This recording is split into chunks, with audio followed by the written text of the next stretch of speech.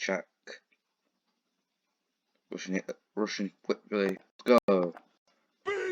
Here's a quick 2-minute refresher for your Russian history. The period leading up to World War I was a difficult time for Mother Russia. In order to finance the war, the government was printing millions and millions of rubles. I don't think... Wait, did that actually happen in mass?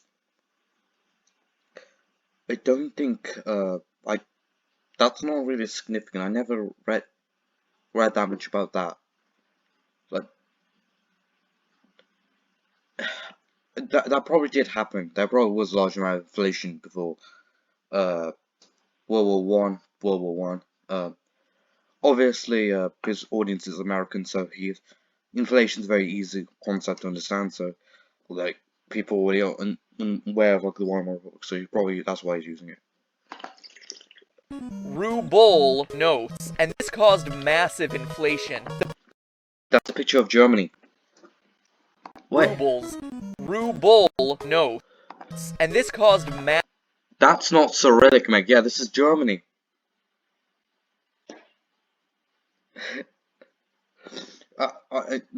People have already done this, but massive inflation. The prices for food skyrocketed, quadrupling in the span of 4 years. But inflation probably happened, but I don't know if it's like that much money was printed by the German government and the Russian government. There probably was a large amount. Workers saw no change in pay, meaning that no one could actually afford to feed themselves. It literally took wheelbarrows of money to pay for one loaf of bread. Wait, is he talking about Germany right now?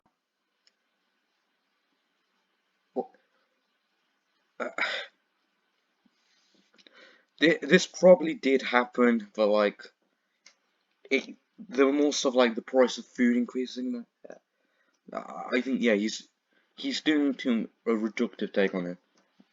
This still probably did happen, but not to the extent he's talking about. Like inflation probably more happened because just like commodities became much more expensive. Variety of reasons. Look at the Wikipedia page for like the Russian Revolution. Sanitation, dangerous work conditions, hours of slave labor that afforded them nothing. You could see how people were angry, and they were angry at the king, or in Russia's case, the Tsar. Tsar actually, Tsar means Caesar, not king. Tsar literally means Caesar. So, I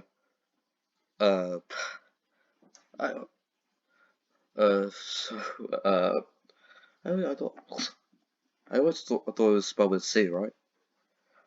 No. Okay, maybe it's C. Okay, maybe I'm being dumb.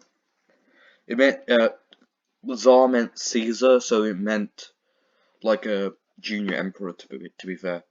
As in, not Caesar the person, as Caesar the title in the early Roman Empire. But the late Roman Empire. Tsar Nicholas II, on 7th, 1917, the February Revolution. Wait, seriously? The February Revolution? Because of the difference between the Julian and the calendar we use now. What the fuck is his name? What? Sember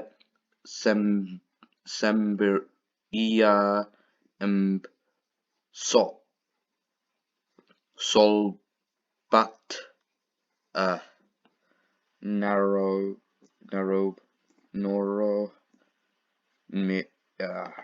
happened in March?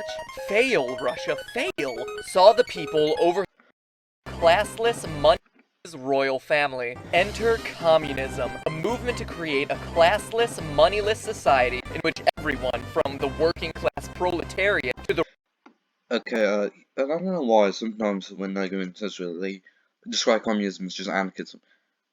It is like the actual end state of a Marxist revolution is eventually a stateless class moneyless society. In fact, it's like a really very pure version of a stateless class moneyless society. Like each going to his niche, each going to his ability society, where people only do stuff with like absolutely no coercion, purely because of just love of humanity.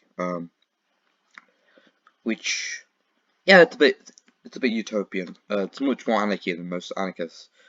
Uh, but like, what people normally mean by the word communist, they mean like normally socialist. No, that's not what socialism was. To be fair, socialism didn't really exist. You know the saying, socialism works in practice, but in reality gets taken out by a CIA coup. That is basically correct. Like the only socialist experiment that really exists are like weird state capitalist, like fascist, semi-red fascist dictatorships. Because socialism is very hard to do, and you know, if anybody tries, there's a 30-day background. I'll try to help you. The rich bourgeoisie. He's not wrong, but he's implying proletariat means poor and bourgeoisie means rich, which are proletariat are those who work the means of production, bourgeoisie are those who own the means of production. I'll eventually have a video explain that. Shares the wealth. This was the teachings of Marx. The other one. The other one. Oh wait, this is how apolitical he is. Was the teachings of Marx.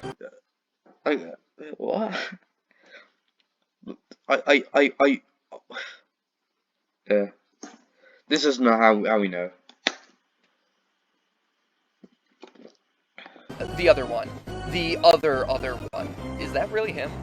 And angles. You've got angles. He looks like a cross between socialism and Santa Claus. To the fed-up Russians, a system in which everyone shares the wealth seemed pretty good, and no. Socialism is not where you share the wealth. To be fair, like, Lenin wasn't a socialist. Watch Chomsky's video on it. Watch Mr. E's video on it. Watch. Okay, the greatest, the Trinity. Chomsky, Vosh, and Mr. E, yeah. Yep, Mr. E, if you're watching this, be honored. On November 7th of 1917, the October Revolution, you can probably see a pattern there, the communists took over. Now, for those of you who weren't forced to form of joint power. Read Animal Farm 4 times during your high school career, there are 3 important communists to know: Lenin, Stalin, and Trotsky. Nope. There is definitely a picture of Trotsky you can use. This one led the Bolshevik, then assassinated by the Sith. After his death, this one got screwed over, exiled, and assassinated by... That was the only thing good shit Stalin did. Fuck Trotsky. I'm destroyed, yeah. I'm burning the Trotsky bridge. This one, who took power, screwed everything up, and was responsible for nearly 20 million deaths. 20 million deaths? Is that the, Black Book of Socialism number? No, that's too low. It doesn't really matter how much death Stalin did. He did kill, like, thousands of people. Evil piece of shit. But that's... I don't know the exact death figure. I don't like 2 million. I don't know. Via his secret police, famines, and purges. To put Stalin's actions in perspective, compare him to Hitler, whose Holocaust killed 12 million. He killed more people than just the Holocaust. Anyway. People. You need to know to understand this episode and pass the unit in world history. So how could Joseph McCarthy, because we're going to design. What color is Mario? Yeah, I know, red, yeah. Red flag, I don't really care about this, Communist Revolution, yeah, Wario, the Red Star, yeah, Red Star, yeah. We all see this. Japanese political history. I don't know as much about Japanese as Russian, but I think we can... Russia, but serious. Of any sort of communist leaning. Japan may not be a communist state. Yeah, in the 1950s, the Communist Party has been a strong presence in their elections since the 1950s. Sacred War! Sacred War in the background. I should probably not sing. In fact, it was at its strongest in the 1970s and 80s. Yeah, I know.